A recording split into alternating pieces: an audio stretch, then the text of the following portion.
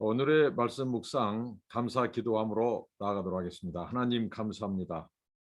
하나님께서 날마다 일용할 양식을 주시고 필요를 공급하시며 저희와 동행하시고 하나님께서 말씀하여 주시고 은혜를 주시고 영감을 주시고 붙들어 주시니 감사합니다. 오늘 또 하나님 말씀 앞에 아버지 하나님 가슴을 조아립니다.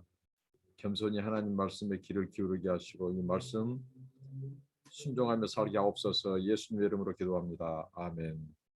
찬송입니다. 내 죄 사함 받고서 내 죄 사함 받고서 예수를 안디 나의 모든 것 다 변했네. 지금 나의 가는 길 천국 길이요 주의 피로 내 죄를 씻었네. 나의 모든 것 변하고 그 피로 구속 받았네. 하나님은 나의 구원 되시오니 내게 정죄함 없겠네. 주님 밝은 빛 대사 어둠에 치고 나의 모든 것 다 변했네. 지금 내가 주 앞에 온전케 됨은 주의 공로를 의지함일세. 나의 모든 것 변하고 그 피로 구속 받았네. 하나님은 나의 구원 되시오니 내게 정죄함 없겠네. 내게 성령 임하고 그 크신 사랑 나의 맘에 가득 채우며 모든 공포 내게서 물리치시니 내 맘 항상 주 안에 있도다. 나의 모든 것 변하고 그 피로 구속 받았네. 하나님은 나의 구원 되시오니 내게 정죄함 없겠네. 하나님의 말씀입니다. 레위기서 5장 1절부터 13절 말씀입니다. 레위기서 5장 1절부터 13절입니다. 만일 누구든지 저주하는 소리를 듣고서도 증인이 되어 그가 본 것이나 알고 있는 것을 알리지 아니하면 그는 자기의 죄를 제할 것이요 그 허물이 그에게로 돌아갈 것이며 만일 누구든지 부정한 것들 곧 들짐승의 사체나 부정한 가축의 사체나 부정한 곤충의 사체를 만졌으며 부주중이라도 라고 할지라도 그 몸이 더러워져서 허물이 있을 것이요 만일 부지 중에 어떤 사람의 부정에 닿았는데 그 사람의 부정이 어떠한 부정이든지 그것을 깨달았을 때에도 허물이 있을 것이요 만일 누구든지 입술로 맹세하여 악한 일이든지 선한 일이든지 하리라고 함부로 말하면 그 사람이 함부로 말하여 맹세한 것이 무엇인지 그가 깨닫지 못하다가 그것을 깨닫게 되었을 때에는 그중 하나에 그에게 허물이 있을 것이니 이 중 하나에 허물이 있을 때는 아무 일에 잘못하였노라 자복하고 그 잘못으로 말미암아 여호와께 속죄제를 드리되 양떼의 암컷 어린 양이라서 염소를 끌어다가 속죄제를 드릴 것이요 제사장은 그의 허물을 위하여 속죄할지니라. 만일 그의 힘이 어린 양을 바치는데 미치지 못하면 그가 지은 죄를 속죄하기 위하여 산비둘기 2마리나 집비둘기 새끼 2마리를 여호와께로 가져가되 하나는 속죄제물을 삼고 하나는 번제물을 삼아 제사장에게로 가져갈 것이요 제사장은 그 속죄제물을 먼저 드리되 그 머리를 목에서 비틀어 끊고 몸은 아주 쪼개지 말며 그 속죄제물의 피를 제단 곁에 뿌리고 그 남은 피는 제단 밑에 흘리지니 이는 속죄제요 그 다음 것은 규례대로 번제를 드릴지니 제사장이 그의 잘못을 위하여 속죄한즉 그가 사함을 받으리라. 만일 그의 손이 산비둘기 2마리나 집비둘기 2마리에도 미치지 못하면 그의 범죄로 말미암아 고운 가루 10분의 1 에바를 애물로 가져다가 속죄제로 드리되 이는 속죄제인즉 그 위에 기름을 붓지 말며 유향을 넣지 말고 그것을 제사장으로 가져갈 것이요 제사장은 그것을 기념물 한 움큼을 가져다가 제단 위 여호와의 화점을 위해서 불사를 지니 이는 속죄제라. 제사장이 그가 이 중에서 하나를 뽑아 얻은 허물을 위하여 속죄한지 그가 사함을 받으리라. 그 나머지는 소제물 같이 제사장에게 돌릴지니라. 네, 계속해서 속죄 제물에 대한 말씀입니다. 앞에 속죄제 나왔죠. 제사장의 그다음에 공동체, 그다음 지도자 개인 누구나 다 죄가 있습니다. 죄가 없는 사람은 하나도 없습니다. 아담의 모든 후손들은 다윗이 고백했던 것처럼 죄 가운데 출생합니다. 어머니의 태 속에서부터 이미 죄를 가지고 태어나죠. 그래서 죄가 있어서 죄를 지은 것이 아니라 죄인이기 때문에 우리는 죄를 지게 된다는 거죠. 그래서 한 사람도 예외가 없습니다. 그런데 오늘 이 속죄제물을 다루면서 우리가 배울 수 있는 교훈들이 있죠. 하나님께서는 모든 인생에게 바로 하나님은 속죄의 길을 예비해 주셨다는 겁니다. 그 대상이 직위가 높은 또 직위가 또 고귀한 제사장이 됐든 지도자가 됐든 평민이 됐든 개인 남녀노소 할 것 없이 모든 사람을 위한 속죄의 길을 하나님께서 예비해 놨습니다. 그래서 하나님은 구원의 하나님이고 자비와 은혜의 하나님인 것입니다. 인간의 죄로 인하여 하나님께서 심판하시고 버려버린 것이 아니라 그 인간을 계속 구원받을 길, 속죄의 길을 주셨다는 거죠. 오늘 이 앞서 나온 네 신분에 대한 속죄제 예외에 그 밖에 하나님께서 구석구석을 언급하고 다루는데, 심지어는 동물 사체 만지는 것, 곤충의 시체 만지는 것도 그것도 부정하다고 합니다. 이 시체를 만지는 것. 그럼 그런 부분도 하나님께서 죄사함 받고 씻음 받을 수 있는 길을 주셨고, 그리고 이 분명히 어떤 사람이 증인이 되어야 될 목격자, 죄에 대해서, 허물에 대해서 그것을 보고도 가만히 침묵하는 것도 죄라는 거죠. 얼마나 하나님께서 이 정의, 공의, 양심 이런 부분들을 아주 하나님께서 아주 엄하게 다루시죠. 그러니까 우리 그리스도인들은 정의, 이 공의로운 일, 이런 것에 양심이 발동돼야 된다는 거죠. 분명히 불의한 것을 불의하다고 하지 않고, 또 그 사람이 억울한 일을 당했으면 그것을 봤으면 그 사람의 억울함을 변호해주고 증인이 되어줘야 한다는 거죠. 근데 그것을 돈 있는 사람, 힘 있는 권력 있는 사람을 두둔해주고 그 사람들의 허물을 덮어주고 억울한 사람들의 억울함을 변호해주지 않고 증인이 되지 않는 것, 이게 죄다는 거죠. 죄. 이런 죄까지도 바로 이렇게 속죄를 받도록 했습니다. 이렇게 하나님 말씀했어요. 그 다음에 또 하나님께서 이 재물을 말씀하시면서 우리가 하나님의 그 사랑의 배려를 여기서도 놓치지 않을 수 없죠. 그러니까 재물의 그 순서를 보면 이제 재물이 이제 어느 지위가 높은 사람이라든가 여유가 있는 사람들에게는 요구하는 재물도 더 크고 비싸고 그랬어요. 그러나 이것에 못 미친 사람들, 가난한 사람들, 그 사람들에게는 집비들기 또 산비들기 이것을 드리도록 했고, 그것도 못 미치면 어떻게 보면 가난하고 재산 정도가 어려운 사람들, 그 사람들은 이 곡식, 아주 극소수의 곡식을 드리도록 했습니다. 그러니까 우리가 모든 재물에 피가 있어야 된다, 그렇지 않으면 하나님이 받지 않는다, 이것은 성경에 역행하는 것이죠. 하나님께서는 이 가난한 자를 배려하셨습니다. 만약에 짐승들, 비싼 재물들만 하나님께서 받으셨다면 가난한 사람들은 어떻게 속죄받겠습니까? 하나님은 항상 공평하시고 선하시고 의로우시며 하나님은 사랑과 자비의 하나님이에요. 가난하고 소외된 자, 그들도 구원받을 수 있는 길, 속죄받을 수 있는 길. 이게 모든 인생은 부자나 귀천할 것 없이 가난한 사람 할 것 없이 다 죄를 가지고 있고, 그래서 하나님께서 그들의 가난 정도, 신분 이런 유치에 따라서 다 하나님께서 이 죄를 사함받을 수 있는 길을 내주셨다는 거예요. 그래서 우리 하나님은 유대하시고 사랑이 많으신 긍휼의 하나님이라는 사실입니다. 오늘 이 말씀을 통해서 우리가 몇 가지 살펴보는데요.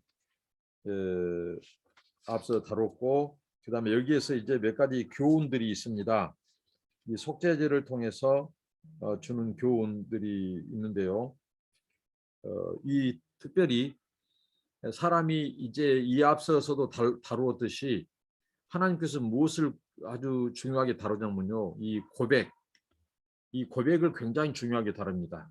부지중에 실수로 그러니까 고의로 죄를 범한 자에게는 속죄 제물이 속죄가 유효하지 못하도록 한 거죠.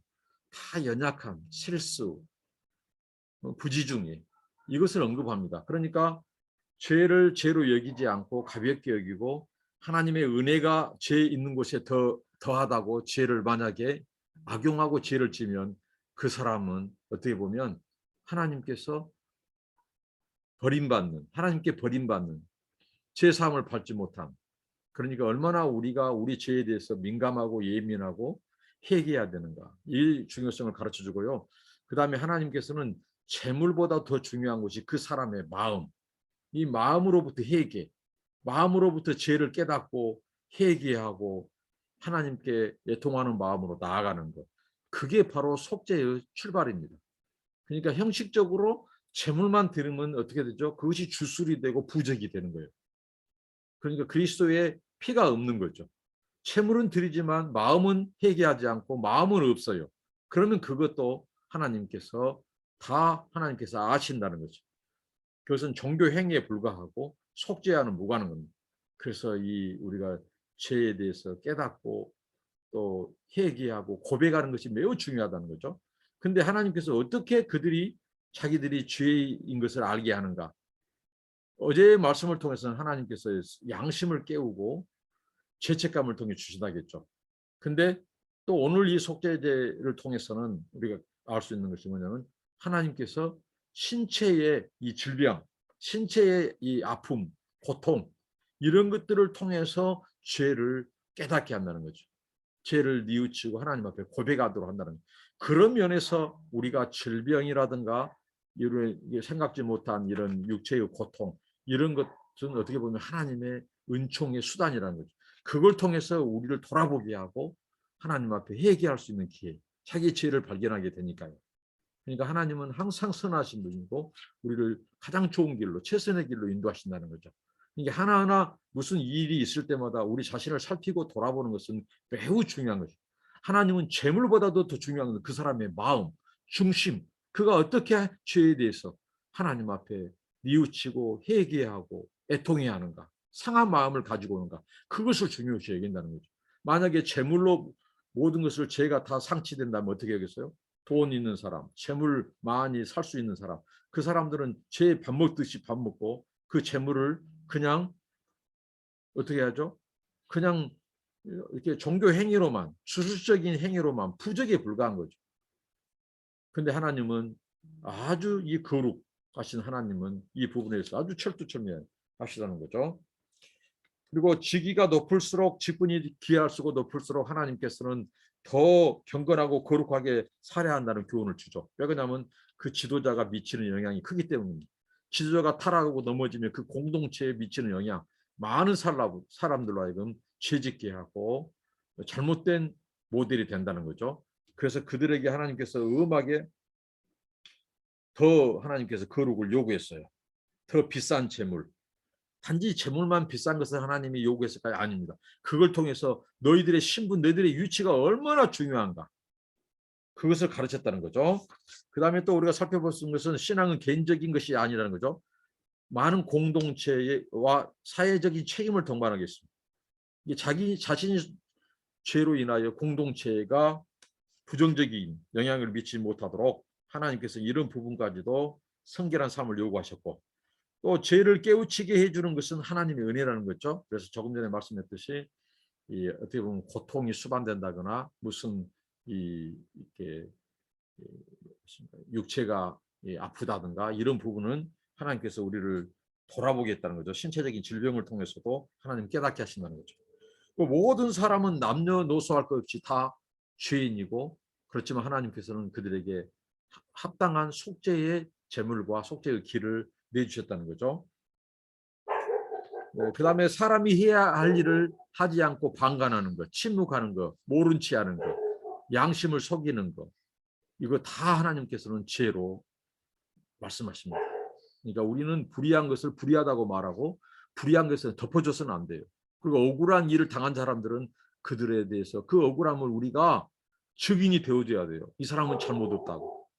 그러니까 유전무죄, 무전유죄 막 이런 세상의 이런 이치 이런 것들은요 완전히 반성경적입니다. 이게 우리 그리스도인들이 거짓을 포장하고 거짓을 날리고 막 앞장서고 막 이런 것들은 회개해야 된다는 거예요. 회개. 이것도 다 속죄에서 탈락할 수 있는 것을 주님은 경고하고 있죠. 우리가 죄 문제 해결하는 데서 가장 중요한 것은 우리 방금 말씀했던 것처럼 죄를 뉘우치는 마음, 회개의 마음.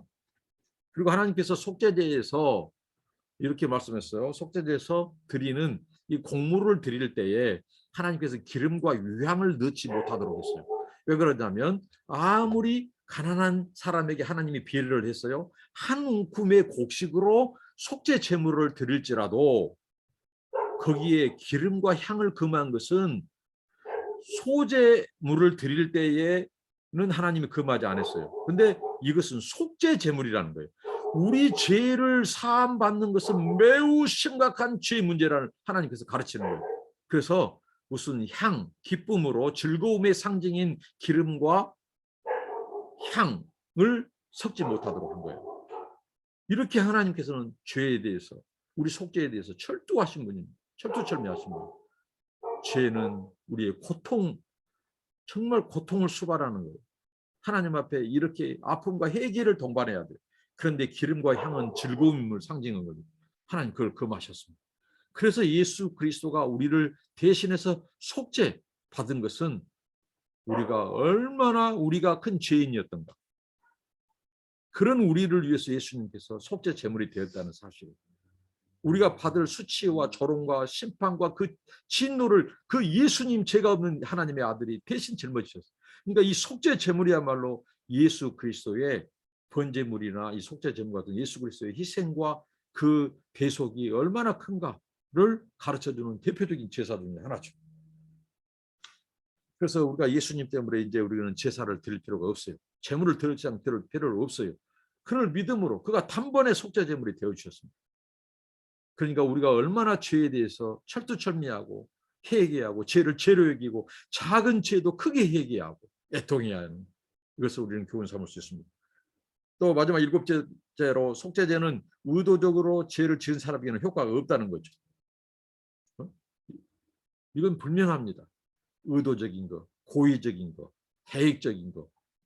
그러니까 하나님의 은혜가 죄가 있는 곳에 더한다고 죄를 짓는 것은 그것은 버림받은 길로 가는 길입니다. 우리는 끝까지 우리를 지켜보아야 됩니다.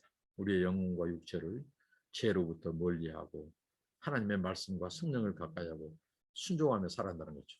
기도하겠습니다. 하나님 속죄 제물을 통하여 하나님 여러 가지 교훈과 진리를 깨닫게 하시니 감사합니다. 우리 예수님이 우리의 속죄 제물, 영원한 속죄 제물이 되어 주셔서 감사합니다.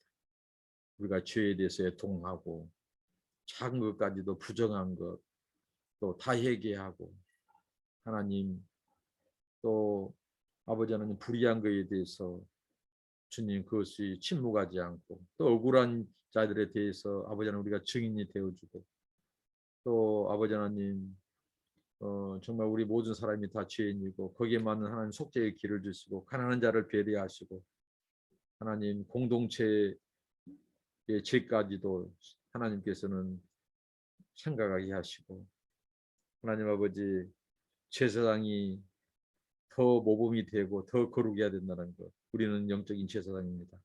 그런 삶을 살게 하옵소서. 예수님의 이름으로 기도합니다. 아멘. 여러분 감사합니다. 축복합니다.